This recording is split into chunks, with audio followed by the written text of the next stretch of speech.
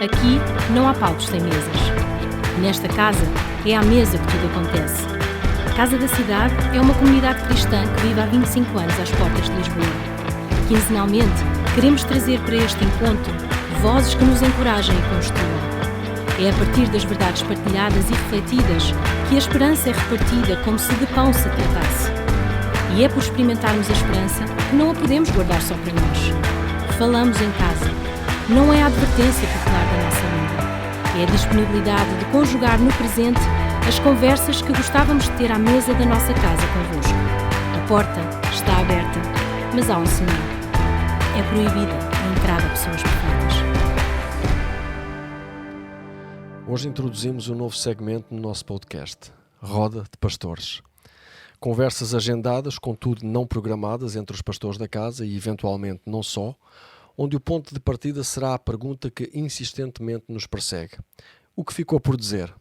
Que palavras ficaram reféns do tempo limitado que nos é concedido numa celebração de domingo? Sendo hoje o primeiro episódio desta rúbrica, ou seja, estando nós ainda aqui a descobrir como fazer isto, preparei 3 ou 4 perguntas para facilitar a descolagem. Vamos ver como corre ou como voa, e se há semelhança do que acontece a um domingo regular, a dificuldade não será aterrar. O meu nome é Bruno Mira e aqui à mesa comigo tenho os pastores João Martins e Tiago Alves. Boa tarde. Olá. Boa tarde. João, quando é que foi a última vez que sentiste que disseste tudo o que tinhas para dizer? Acho que não sei. Isto é quase uma pergunta de retórica. Bom, a maioria das vezes gostaria que depois da partilha da palavra no púlpito houvesse um momento para conversar, e nesse sentido eu nem acho que é tanto não é tanto o que eu não disse, é mais o que as pessoas ouviram, entenderam, e certo. eu querer conversar sobre isso. Às vezes é muito isso,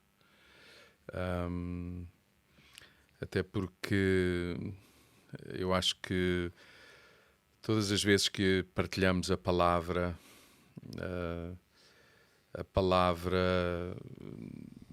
é mais do que para ser partilhada num palco onde um fala e todos escutam. Uhum. É muito mais numa roda onde todos podemos também repartir alguma coisa que escutamos nesta Certo. palavra viva que nos fala a todos. Isto não é uma palavra que fala apenas a pastores e a quem está Certo. convidado para pregar. É uma palavra que quem se arrisca a ler escuta Deus, vê-se a si mesmo. A Bíblia diz que a palavra de Deus é como um espelho que nos revela quem nós verdadeiramente somos. E tal como acontece até também com o espelho, que nos vemos lá pela manhã e percebemos as feições que temos, logo mais após o espelho a gente esquece de quem é até da nossa aparência. Daí até a necessidade de, após a partilha, continuarmos a conversar, para não esquecer o que ouvimos, para não esquecer o que vimos, para não esquecer o que Deus nos falou. Então, nesse sentido, para mim o exercício de descer do púlpito é sempre, por um lado, um exercício de alguma frustração, porque gostaria muito de ter feedback, e não é o feedback com palavras Certo. que nos bajulam, ou que, enfim, é mesmo o que é que o Senhor te falou, diz-me também o que tu escutaste, porque isso é muito rico. E às vezes até o que é que querias dizer com isto? Às vezes até pode a mensagem não ter chegado exatamente com a clareza Claro, que desejávamos, claro. né? Ou porque somos pessoas diferentes, às vezes a semântica, o significado das palavras nem sempre é o mesmo para toda a gente, e poder ter esse feedback Claro, é importante. claro. Se calhar aproveitamos nesse sentido para dizer que estamos a introduzir... Bruno, mas deixa-me só dizer, aliás, isso acontecia com os discípulos e com o Senhor, não é? Lembras-te nos Evangelhos, todas as vezes que Jesus está a ensinar, os discípulos depois têm perguntas, têm Certo. respostas, Certo. e a forma como Jesus põe o texto para eles não é necessariamente a mesma como expõe para a multidão, mas isso é também talvez porque os discípulos de Jesus tinham escutado mais do que o comum das pessoas terá escutado, e tinham perguntas às quais Jesus também gostava de responder. Então, até isso é claro no Evangelho. Eu lembro-me também, já agora, só o que estás a dizer, e pela pergunta que o Bruno fez, que mesmo antes de eu ser pastor, quando comecei a ir à igreja, havia um exercício que eu acho que nós hoje, por inerência, os três, sendo pastores de uma comunidade, fazemos isto com se calhar muita frequência, mas eu lembro-me que era novo e estava a ouvir alguém a partilhar a palavra no púlpito, e sabia que ali não era o momento para eu levantar a voz enquanto o pastor está a falar em cima de um palco e dizer alguma coisa. Mas muitas vezes eu, sem saber, eu estava a construir uma pregação ao mesmo tempo, estava a pensar o que é que eu diria, mas isso era o Espírito a falar comigo também, e a palavra estava a falar comigo, e eu sei que o pastor não disse tudo o que poderia ter dito, mas o Senhor estava-me a dizer coisas que o pastor não disse, e que, tendo a oportunidade, eu gostaria de expor, não daquela maneira, que eu não tinha essa vertigem de subir ao palco para o dizer, mas sentia que devia de partilhar aquilo também com alguém. Houve alturas em que foi possível, em que eu fiz perguntas ao pastor, ou que depois expus também a minha impressão das Escrituras a alguém, mas seria muito bom, como o João estava a dizer, ter a oportunidade para falar, para a pregação não acabar com aquilo que na liturgia nós separamos para a palavra, os 45 minutos, 1h15 de alguns, mas não é por aí. É o tempo de partilha que não se cinge àquilo que acontece em cima do palco. Isto reforça muito o papel dos pequenos grupos na nossa comunidade, a oportunidade de cada um poder trazer as ressonâncias daquilo que ouviu no seu pequeno grupo, partilhar também como ouviu, o que ouviu, a sua sensibilidade. Pelo menos nos pequenos grupos onde eu participo, é muito interessante escutar as impressões distintas de pessoas distintas, porque estão a viver situações de vida e contextos diferentes, escutam de forma diferente também aquilo que ouvem. Umas têm mais sensibilidade a um aspecto, outras a outro aspecto, e ter um espaço onde se possa partilhar isso e partilhar essa vivência, eu acho que é fantástico. Agora com Atos tem acontecido isso, porque temos tido o mesmo texto bíblico com 2 oradores diferentes, não é? Sim. E isso tem sido, temos pelo menos recebido duas abordagens ao mesmo texto. E o feedback disso tem sido muito bom, pelo menos com o pessoal com quem eu vou falando e com quem partilho os pequenos grupos. E o facto de ter o mesmo texto partilhado às 9 e às 11 acaba por ser bom, porque mesmo que uns vão a uma celebração, outros vão à outra, quando chegamos ao pequeno grupo, todos estamos a partilhar acerca do mesmo texto, e uns trazem umas impressões, outros trazem outras. Muito então bom. Tem sido muito bom. Eu acho que é importante que toda a gente que nos escuta e se calhar uma nova geração de pastores e pregadores, eu acho que é bom pensar o seguinte: aquele que partilha a palavra não é aquele necessariamente que traz uma palavra de Deus para os outros sem que passe por ele. Eu acho que aquele que partilhou a palavra deve partilhar aquilo que a palavra, o efeito da palavra nele também, não é? Certo. Porque nós não somos máquinas que vamos debitar um ensino, um discurso, um conteúdo com uma certa lógica e sequência, não é? É suposto que na partilha também passe aquilo que a palavra já produziu na nossa vida, porque isso é que é entregar a palavra já com a ressonância que ela produziu na nossa vida, nos desafiou. Por isso é que é importante ouvir o outro. E tu, o que é que Deus te disse? O que é que o Senhor te disse? O que é que o Espírito te disse? Por outro lado, eu acho que é importante a gente perceber que eu vou para a palavra porque tenho que ir para o púlpito, ou eu vou para o púlpito porque andei na palavra.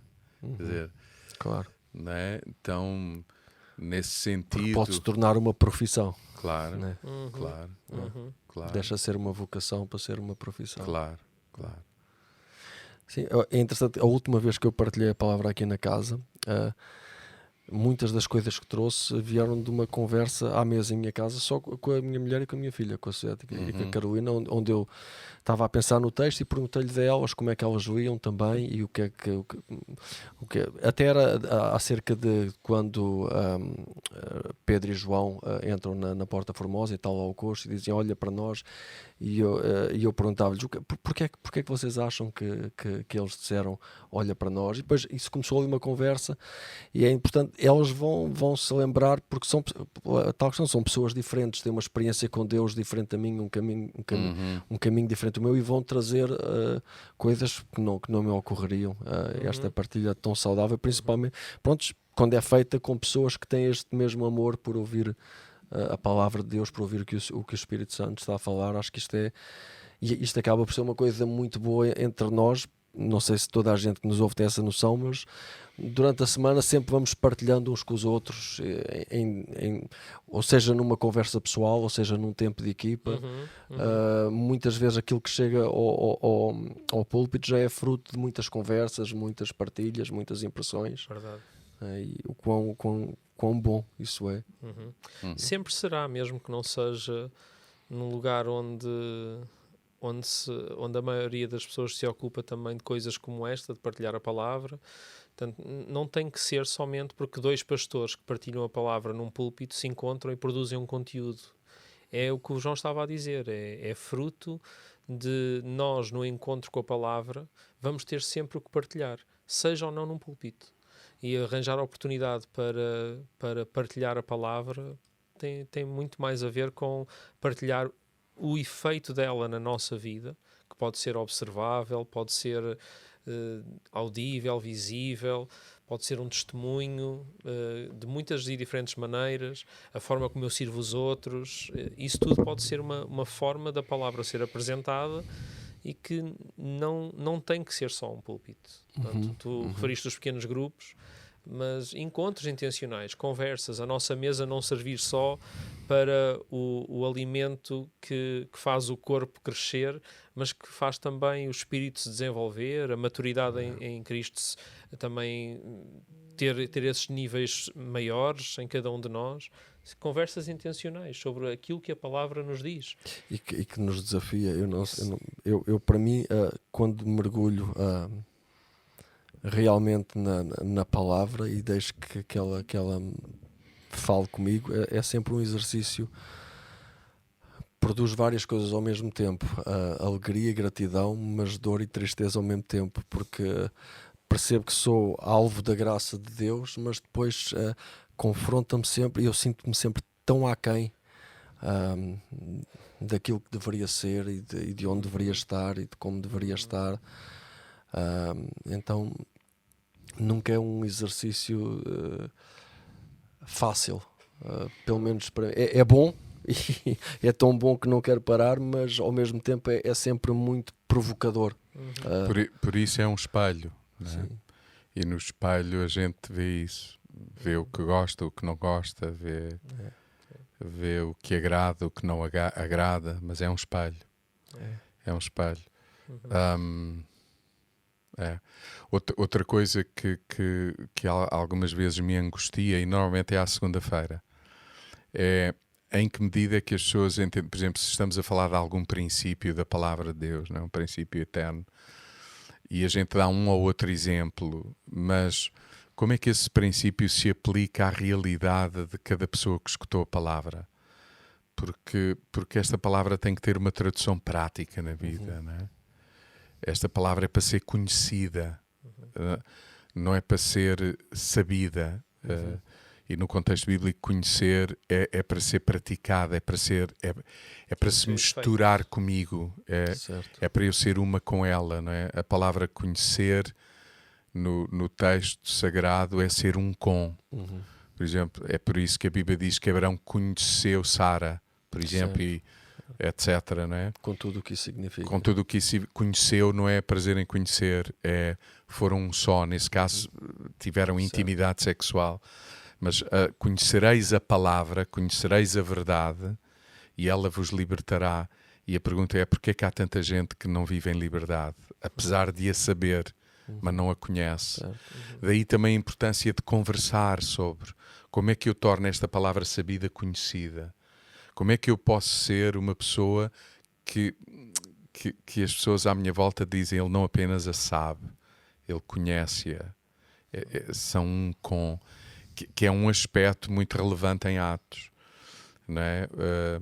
Os religiosos olhavam para os pescadores, discípulos de Jesus, gente muito simples, que não tinha estudos, que viviam numa região pobre, onde não havia abundância de conhecimento religioso profundo do texto, da escritura, mas eles eram um com a palavra, eles eram um com Jesus, de tal modo que o que se dizia era: eles andam com Cristo, quer dizer, eles andaram e andam com Cristo.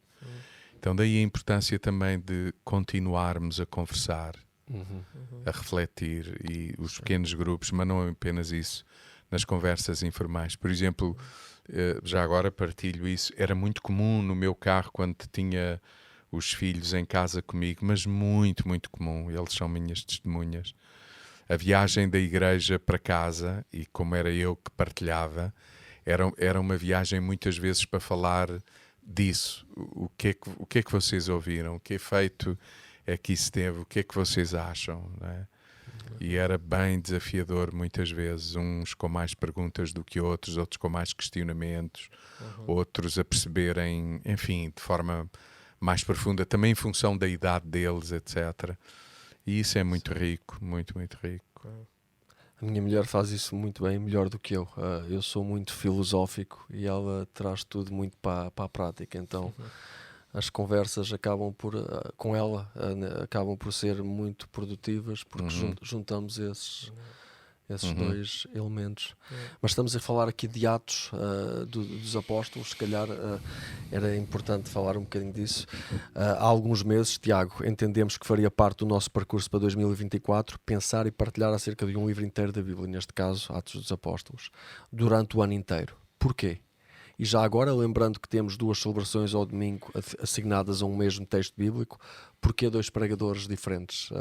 Podíamos falar aqui um pouquinho disso. É assim, na origem, quando começámos a falar sobre isso, na verdade, o pastor Rafael Cassiano trouxe assim esta ideia, já há cerca de um ano até, a primeira vez que falámos sobre isso, porque também tinha sido alguma coisa que tinha acontecido com os irmãos lá do Sal da Terra, da comunidade da igreja de onde o Rafael veio, e a Iana, com a família, agora estão cá connosco, e ele entendeu que poderia ser também alguma coisa boa para nós e trouxe essa proposta.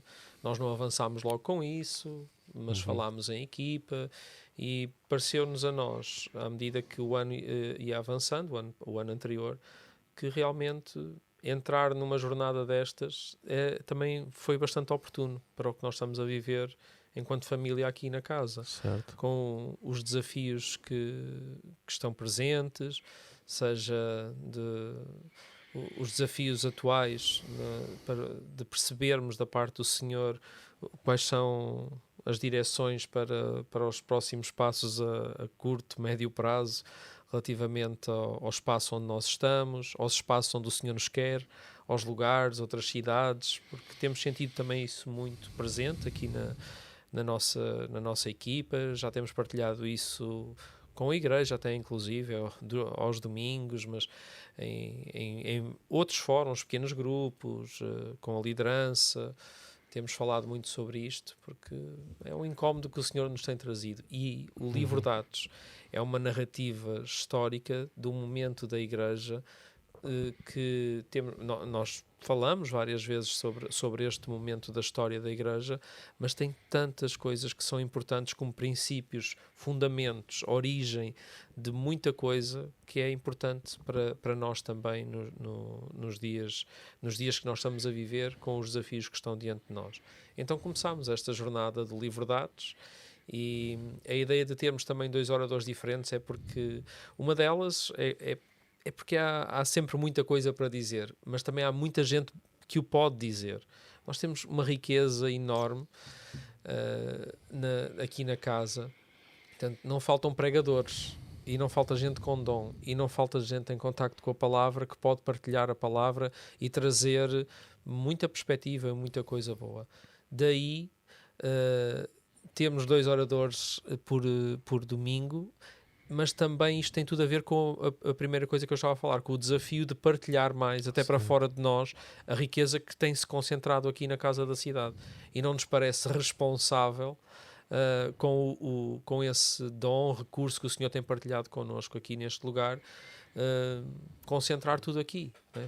Portanto, abençoar a cidade, ou as cidades, ou o mundo, e que gente possa ir desafiada pelo Senhor para partilhar noutros lugares, mas também aqui na casa. Há muita riqueza e graças a Deus por todos os jovens casais que se têm aproximado. Eles sabem quem são, aqueles que estão a escutar e que escutarão este podcast. Temos famílias que têm vindo falar connosco, que têm este peso no coração de servir, de cuidar de pessoas, fazem no nosso meio e têm sentido também o mesmo peso. Senhor, o que é que tu queres? Aonde? Como? Será? Quando será? E tem sido muito bom perceber que o Senhor está a falar com mais pessoas. Sim, porque este é um desafio para a igreja, não é um desafio para os pastores. Não. Alguém dizia, acho que foi no curso do Reframe que eu vi isto, que enquanto embaixadores de Cristo na Terra, não temos hierarquia, somos todos igualmente embaixadores, somos todos igualmente missionários, somos todos igualmente representantes de Jesus. Exatamente. Então isto é um desafio para a igreja no seu todo, não é? Exatamente. E uma das coisas, entre os vários testemunhos que temos recebido desde que começámos o ano, portanto estamos no capítulo 4, neste momento, a terminar o capítulo 4 do livro de Atos. Entre os vários testemunhos há assim um denominador comum, que é uma expressão que tu já usaste nesta nossa conversa, que as pessoas dizem, muita gente diz que a palavra tem trazido o desafio para nos sentirmos aquém daquilo que o Senhor nos está a pedir. E isso para nós pode ser um motivo de tristeza, mas é uma tristeza que nos põe em movimento, que nos aponta na direção de Cristo e que tem provocado estas conversas, que tem provocado estes desafios. Portanto, as pessoas não têm sido indiferentes àquilo que tem acontecido aqui na igreja. E pessoas que às vezes que eu nem sequer esperava de virem falar e pós a partilha, ou durante a semana, ou quando estamos aqui durante a semana em aconselhamento, em conversas com tanta gente, há pessoas que falam especificamente daquilo que a palavra tem, o efeito da palavra na vida delas. Em particular, este caminho que temos feito no livro de Atos. Bom, eu acho que é bom lembrar, pensando na série do livro de Atos e aquilo que, de alguma maneira, também temos vindo a reforçar, e seria bom que isso estivesse bem presente no nosso entendimento, é que o livro dos Atos, mais do que serem os Atos, o livro onde estão narrados os Atos dos Apóstolos, é o livro dos Atos do Espírito Santo, é o livro das palavras do Espírito Santo. Portanto, é o livro que nos fala do ensino e dos atos de Jesus, agora efetuados não por Jesus, mas pelo Espírito Santo. Portanto, são os mesmos atos, é o mesmo ensino, não é? Mas agora, por intermédio do Espírito Santo, na vida de todos aqueles que se dizem seguir Jesus. Portanto, faz todo o sentido que seja mais do que apenas 1 ou 2 a pregar na comunidade. Faz todo o sentido isso. E é importante percebermos isso. São os atos. Lucas faz questão de sublinhar isso desde o início do livro dos Atos. O livro dos Atos é a continuação da narrativa dos ensinos e dos atos de Jesus, mas agora efetuados pelo Espírito Santo na vida daqueles que seguem Jesus. Então, estes são os sinais dos que seguem Jesus. As palavras são aqueles que falam em nome de Jesus e agem e operam sinais em nome de Jesus. A gente tem que crer nisso, a gente tem que ser despertos para isso. Uma pergunta para quem esteja naquele dilema: ok, eu quero servir, quero ser fiel, quero fazer o que Deus espera de mim, mas ainda, onde é que encontramos o ponto de equilíbrio entre escutar e fazer? É ficar parado à espera até ter uma certeza concreta? É ir andando e descobrindo pelo caminho? Onde é que descobrimos esse ponto de equilíbrio? Bom, eu acho que um dos versículos que eu, domingo passado, por exemplo, não me debrucei sobre ele, e que para mim é a melhor definição do livro dos Atos do que significa testemunhar, do que significa ser uma testemunha, do que significa ser alguém que anuncia aquilo que Jesus ensinou, é o versículo 20 do capítulo 4, que diz: não podemos deixar de falar daquilo que vimos e ouvimos. Não podemos deixar de falar daquilo que vimos e ouvimos. Esta para mim é a melhor definição do que significa ser testemunha. Sabes o que é que eu acho que isto quer dizer, Bruno? O que eu vou dizer é complexo, mas é assim: se não estamos a falar de quem Jesus é, do que Jesus ensinou e do que Ele quer fazer, é porque provavelmente não estamos a ver nem a ouvir. Porque se virmos e ouvirmos verdadeiramente, nós vamos falar do que ouvimos e vimos. Porque estes homens estão a ser proibidos, isto é muito interessante, estes homens estão a ser proibidos, e é outro detalhe que domingo passado eu não tive a oportunidade de falar. Eles não estão a ser proibidos de falar do sinal que aconteceu. Porque era impossível, quer dizer, a ênfase não está aí. Certo. Porque o texto até diz, Lucas diz, o homem estava ao lado de Pedro e João. Portanto, não dava para esconder. É melhor até não mexer nisso. É melhor não mexer nisso. Eles foram pressionados, ameaçados. Eles só não morreram, Pedro e João, neste dia, porque o sinal tinha espantado a multidão. Portanto, se o poder estabelecido, político e religioso, porque no fim do dia não há tanta diferença entre o status quo religioso e o status quo político, não é? Se não fosse o espanto da multidão, não é? Eles provavelmente teriam ficado presos naquele dia, certo, como mais à frente vão estar e como mais tarde vão dar a vida por esta mensagem, não é? Então, eles vão ser proibidos não de falar do sinal. E eles também, pelo que se percebe, não pretendem falar do sinal. O que eles vão ser proibidos é de falar de Jesus, outra vez, do que tinham ouvido e visto, não é? O efeito da palavra. E a proibição vem daí. Então, eu diria assim, nós precisamos mais de ouvir e de ver, desde logo o efeito da palavra na nossa vida, porque é isso que fará com que a gente não se cale. Não, isto aconteceu na minha fala vida. Daquilo que o coração está cheio. Isso aconteceu na minha vida, faz o que tu quiseres. Eu nem tenho que ter uma grande argumentação teológica, filosófica.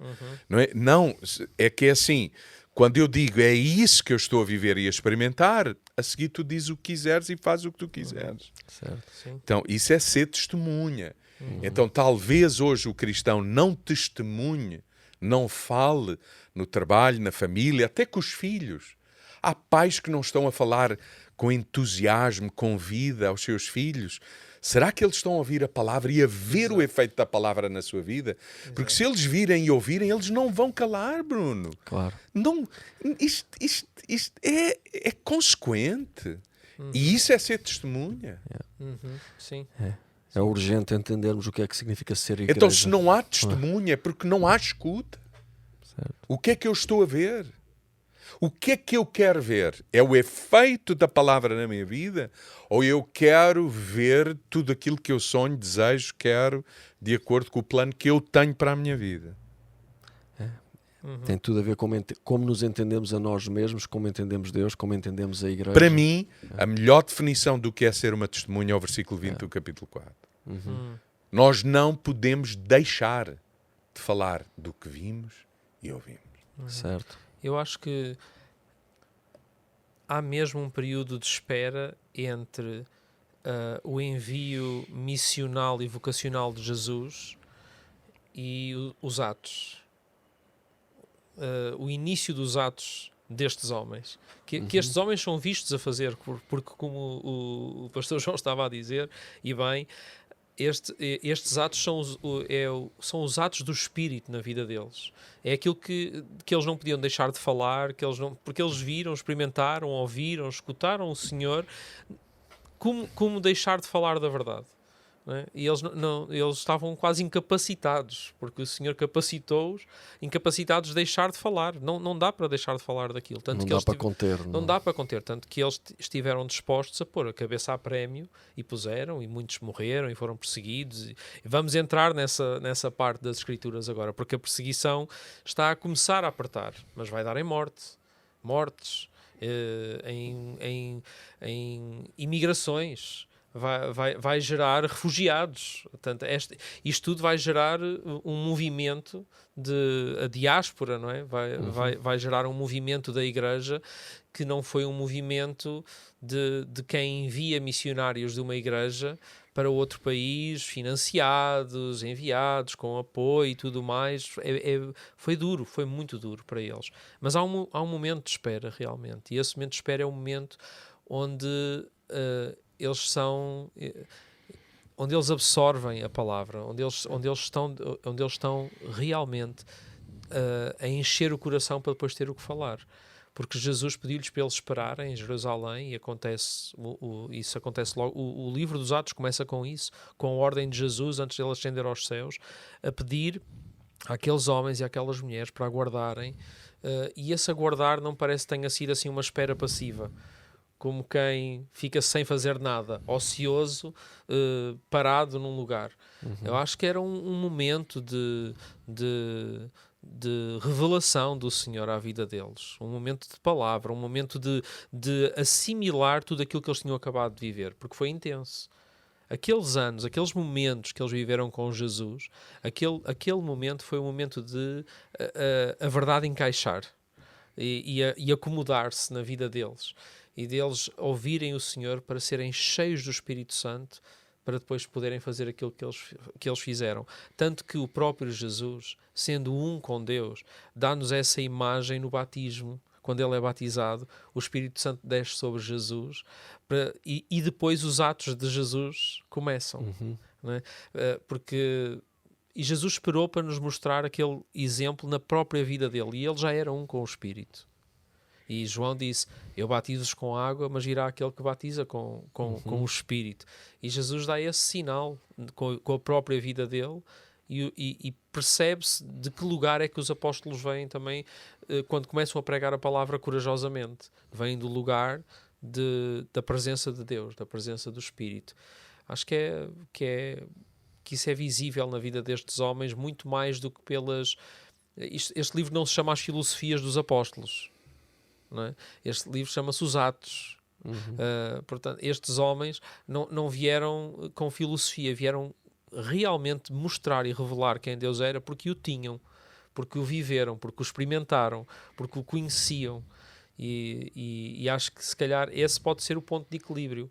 Eu sei que há tarefas que eu tenho que fazer, mas essas tarefas têm que vir do lugar da intimidade, de escutar primeiro o Senhor, de estar na presença dele, de ter tempo com a palavra. Porque se eu avanço essa parte, por muita boa intenção que eu tenho em realizar atos, os atos podem ser meus, podem ser baseados na minha força, mas se não forem conduzidos pelo Espírito Santo de Deus, não são os atos do Tiago, os atos do Bruno, os atos do João, os atos do seja quem for. Mas eu espero que os meus atos sejam os atos de Jesus, os atos do Espírito. Certo. flui desse lugar de comunhão com Deus que encontramos, Certo. seja na comunhão com a palavra escrita, na oração, na partilha honesta da nossa vida com os irmãos. Eu percebo que eu mudo muito rapidamente ao me ausentar da palavra. O meu coração muda, a forma como eu ouço o que os outros me dizem muda, a forma como eu reajo ao que me acontece muda, então eu preciso constantemente de voltar para lá, e talvez isto seja alguma coisa que todos precisamos de aprender enquanto igreja, não é? Com o que tu acabas de dizer, torna-se mais claro aquilo que o texto diz, que Jesus dizia: não é só de pão que se vive, mas da palavra, de toda a palavra. Essa vida que a gente experimenta, essa vida que é possível viver, de facto, só é possível quando cada um, não é quem prega, é quando cada um está com a palavra, está na palavra. E é verdade isso, Bruno, é verdade. Durante este período, um dos livros que um dos meus pequenos grupos está a ler, estamos a fazer um capítulo por semana, o livro chama-se A Liturgia do Ordinário, é da Tish Warren. Não temos aí disponível na livraria, mas está disponível naquela app que de vez em quando falamos, e há aí e passamos pelo menos um cartaz aí na igreja, que é a Pilgrim. Há uma app que tem livros e audiolivros, então muito boa por sinal, e recomendo mesmo, e o livro está lá disponível. Então temos um pequeno grupo, um dos meus pequenos grupos está a fazer essa leitura, e o livro revela assim como que divide um dia em vários momentos, em coisas comuns, como acordar, lavar os dentes, tomar o café da manhã, ir para o trabalho, perder tempo no trânsito, as coisas mais corriqueiras. E como todas essas coisas podem ter um papel também importante, dependendo da forma como nós as abordamos, se elas vêm de um lugar da intimidade com o Senhor ou não, e como tudo muda, até o simples facto de estar no trânsito, ou de ficar irritado porque perdemos a chave de casa, ou porque o livro tem assim muitos desses pormenores, porque aquilo que nós estamos a falar não é uma proposta para os atos que nós provavelmente consideraríamos extraordinários, como nós lemos o homem que foi curado à porta do templo. Provavelmente o tipo de igreja que nós queríamos, ou imaginaríamos que seria uma igreja cheia de poder ou atos do Espírito, seria uma igreja onde todos os dias pessoas podiam vir aqui sabendo que tinham a garantia e a certeza que iriam ser curadas dos males que este mundo tem para oferecer. Só que estes homens vão sofrer muitos males nas mãos do mundo, nas mãos das autoridades religiosas e governos de outras partes do mundo. Vão sofrer muita coisa nas mãos dessa gente, e o Senhor não os livrando de todas elas. E às vezes sim acontecem esses atos maravilhosos. Parece-me que há uma beleza no comum, no ordinário, na vivência diária destes homens e mulheres, no ato de partir o pão de casa em casa, lembrar o que Jesus fez, porque aquilo alimenta. Porque eu acho que partir o pão parece-nos a nós que nos dá a impressão que eles estavam a fazer um grande banquete e a satisfazer o estômago. Mas ali, o que aquilo significa na palavra, lá em Atos 2, 42 a 47, quando vemos a comunidade e a forma como ela se começou como começou a vivência dessa comunidade e como é que era o dia-a-dia dela, nós vemos que isso significava literalmente eles lembrarem as palavras e o ensino de Jesus. E partilhavam-no com outros, mostravam a outros aquilo que Jesus lhes tinha ensinado, que tinha sido também das últimas palavras de Jesus: vão, ide por todo o mundo, preguem o Evangelho, batizem e ensinem ensinem as pessoas a guardar todas as coisas que eu vos ensinei também, que eu vos tenho mostrado. E as pessoas faziam isso de forma regular, nas pequenas coisas. Portanto, o Evangelho é para o dia-a-dia, não é para o domingo de manhã. Até faço uma pergunta, se calhar a partir daí, e se calhar pretendermos para concluir. Quais as características da Igreja do livro de Atos que nós gostaríamos de ver mais presentes na nossa comunidade? Esse é um aspecto que eu não toquei domingo passado também e que, no meu entender, está aqui no versículo, do versículo 1 ao versículo 22 do capítulo 4. Uma das características da Igreja primitiva é esta. E eram julgados por isso. Os seguidores de Jesus, portanto, os atos de Jesus, eu quero enfatizar isso. Os atos de Jesus efetuados pelo Espírito Santo na vida daqueles que seguiam Jesus, eu, tu e todos aqueles que nos ouvem e que se dizem seguir Jesus, outra vez, os atos de Jesus efetuados pelo Espírito Santo na vida dos que seguem Jesus são caracterizados por isso. Os que seguem Jesus fazem o bem a quem está mal e são perseguidos por fazerem o bem. Ou seja, há quem lhes queira fazer mal por eles fazerem bem. Mas os atos desses são atos bons para quem está mal. É este contrassenso. Okay? E essa é uma das argumentações aqui, por exemplo, de Pedro e João. Vocês estão-nos a julgar porquê? Porque nós fizemos bem a um homem que estava mal à porta do templo há 40 anos, há 30 e muitos anos, não sabemos há quantos anos ele estaria aí. Por isso, domingo passado, eu pensei até que Jesus passou por este homem várias vezes e não o curou, não foi o Deus encarnado em Jesus que curou este homem.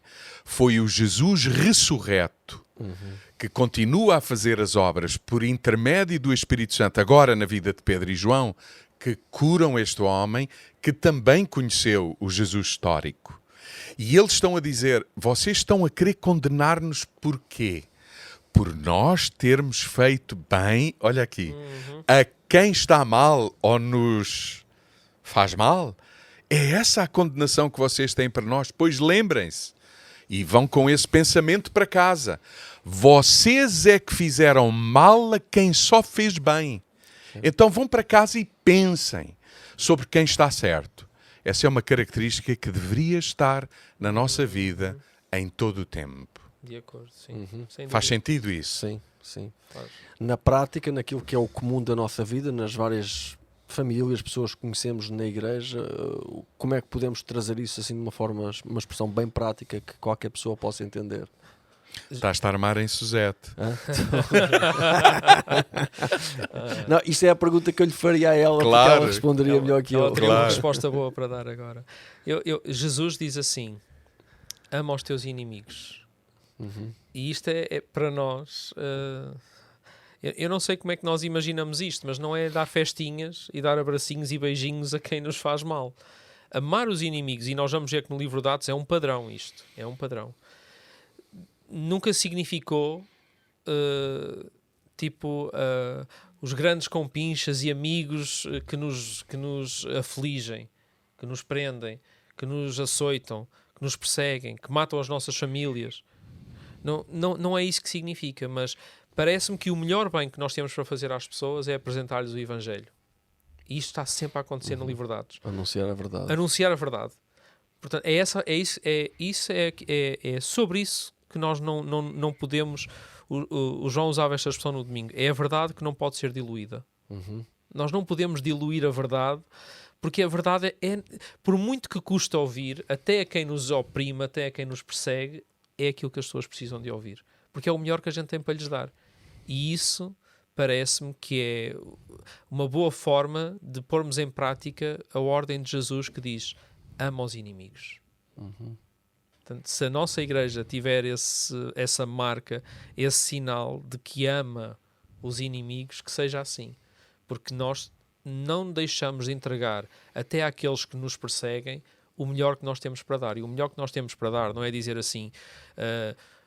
tu estás errado, tu não devias de fazer isto é contrário à palavra, parece que às vezes estamos a exigir daqueles que não são crentes ou que ainda não são conduzidos pelo Espírito de Deus uma vida de acordo com o Espírito, quando eles nem sequer o Espírito têm. Isso é uma exigência que a gente deve fazer à igreja, àqueles que dizem se são crentes, porque se são conduzidos pelo Espírito, então aí sim nós podemos exortar a igreja a isso. Agora, estar a exortar o mundo, aqueles que não creem em Deus, aqueles que ainda não estão rendidos e submissos a Cristo, a viverem de acordo com a palavra, parece-me que é... Não me parece que isso é o amor que nós devemos dar aos inimigos, muito honestamente. É trazê-los para a dimensão da amizade com Cristo. É reconciliá-los. E reconciliá-los é através de apresentar o Evangelho, a verdade. E é isso que vai acontecer vez após vez no livro de Atos. Por isso é que há um registro detalhado de Lucas de uma data de discursos públicos que foram feitos por Pedro, que foram feitos por vários apóstolos após esses momentos. Paulo vai fazer isso. Paulo vai ser preso e o que é que Paulo vai fazer? Vai falar de Jesus. Vai apontar nas Escrituras quem é Jesus. E o que é que ele veio fazer. E a forma como ele morreu e a vida que ele tem para dar. A verdade. E os sinais e os eventos milagrosos e espetaculares que acontecem, o objetivo máximo deles não é encerrarem-se em si mesmos e dar uma melhorada na vida das pessoas, é apontarem para a verdade, apontarem para Jesus. Porque o que é que adianta uma pessoa ter... A pessoa foi curada porque não via, porque era cega, mas tem os olhos fechados para a verdade. A vida deu uma melhorada, mas de facto... A pessoa não ganhou vida eterna, não ganhou vida abundante, e o melhor que podemos dar, sim, que venham sinais, que venham milagres, mas que apontem para a verdade, que tragam revelação, que tragam entendimento de quem Jesus é e de quem nós somos, não é? Eu acho que a verdade não tem oposto. A mentira não é o oposto da verdade. Porque a verdade é absoluta, a verdade é uma pessoa, a verdade é Jesus. A mentira não é o oposto da verdade. O oposto da mentira é eventualmente alguma coisa que possamos estar a dizer que, dito só isso, não é mentira, mas ainda não é toda a verdade. Tá a ver? Por exemplo, quando a Bíblia diz que o diabo é o pai da mentira, não está a dizer que o diabo se opõe a Deus, à verdade. Está a dizer que ele até pode dizer algumas coisas que parecem verdade, mas ainda não são a verdade. E era bom a gente perceber isso também, porque é aí que somos enganados, não é? Porque uma mentira descarada, toda a gente sabe que é mentira. Mas uma não mentira que ainda não é verdade, isso pode ser bem enganoso. Eu vou dar um exemplo. Até nós como cristãos, quando pecamos em pensamento, por ausência, por termos feito isto ou aquilo que não devíamos, etc., normalmente escutamos uma voz que até nos pode dizer assim, Deus não merece isso. E a gente sabe que no fundo não. Só que Ele não nos diz toda a verdade. Porque toda a verdade seria Deus não merece isso e apesar disso, Ele ama-te. Essa é que é a verdade. Porque se eu fico só Deus não merece isso, tu estás a ver... Isso não é toda a verdade. Tem verdade, mas não é toda a verdade. Portanto, é uma não mentira. Porque a verdade é absoluta. E por isso a verdade não se dilui. Ou é ou não é. E isso tem que nos deixar a pensar um pouco. Jesus dizia que se nós formos perseguidos por termos feito o bem, é uma bem-aventurança. Se formos perseguidos por fazer o bem, é uma bem-aventurança. Então, o que é fazer o bem? É fazer aquilo que vai para além daquilo que me é pedido. É fazer aquilo que vai para além daquilo que é expectável. Por isso é caminhar a segunda milha. Não é? O que é fazer o bem? É não desejar o mal. Às vezes é o bem melhor que a gente tem para oferecer ao outro. Mas isso só é possível outra vez, na palavra, na intimidade, na comunhão. Porque senão a nossa natureza, enfim, leva-nos para onde também nós não queríamos ir. Não é? O nosso homem interior, centrado em Deus, não queria ir. Então, o livro dos Atos vai-nos vai-nos falar muito, muito disso. E vamos perceber isso. Estes homens estão prontos, fazendo o bem, a perderem a vida. Porque a verdade não se dilui, quer dizer, eles fazem o bem até a quem lhes quer mal. Por exemplo, o livro dos Atos, chegaremos lá, o apóstolo Paulo quer ir até César em Roma, e não é para o ameaçar, nem para... é para lhe anunciar o bem, a verdade, né? E talvez por isso ele morreu, porque imagina-se que Paulo terá dito a César: tu que te julgas o Senhor, um dia virá o teu fim e tudo o que restará de ti é uma memória. Aquele de quem eu falo é o Senhor dos Senhores, que está vivo e está em mim para te dizer que Ele te ama, que Ele te perdoa, que Ele é o Senhor do universo, que Ele está pronto a transformar a tua vida se ouvindo a palavra te humilhares e te... né? Então, é nesse sentido também. Sim. É nesse sentido. É que sejamos perseguidos por fazer o bem, e que façamos o bem a quem está mal e eventualmente a quem nos fez mal. Essa é a característica da Igreja. E fazemos o bem porque isso é quem nós somos, é a nossa natureza, não porque esperamos receber alguma coisa em troca, mas porque já Quão bom era que fosse sempre assim, não é? Estamos a falar em termos de ideais. É um bem que flui de uma noção de identidade, de quem nós somos, de uma comunhão. Outra vez, não nos podemos calar daquilo que temos ouvido e visto. Se calhar poderíamos terminar com uma oração pelas pessoas que nos ouvem, que nos escutam, que possam conhecer este bem, esta verdade, e as suas vidas possam ser transformadas. Senhor, trazemos diante de Ti quem nos escuta neste momento, Senhor, que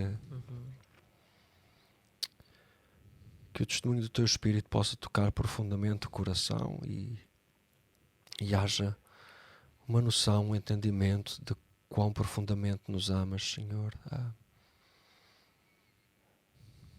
E que cada um de nós possa descobrir o quanto é desejado por Ti, e de que Tu fizeste já todo o trabalho para nos reconciliar a nós contigo novamente em Jesus. Obrigado, Senhor. Amém. Amém. Um abraço para todos. Um abraço. O Falamos em Casa é uma produção da Casa da Cidade. Encontram mais informação sobre nós em www.acasadacidade.com. Estamos juntos todos os domingos, às 9 e às 11, presencialmente e online. Que esta conversa seja um convite para nos visitar.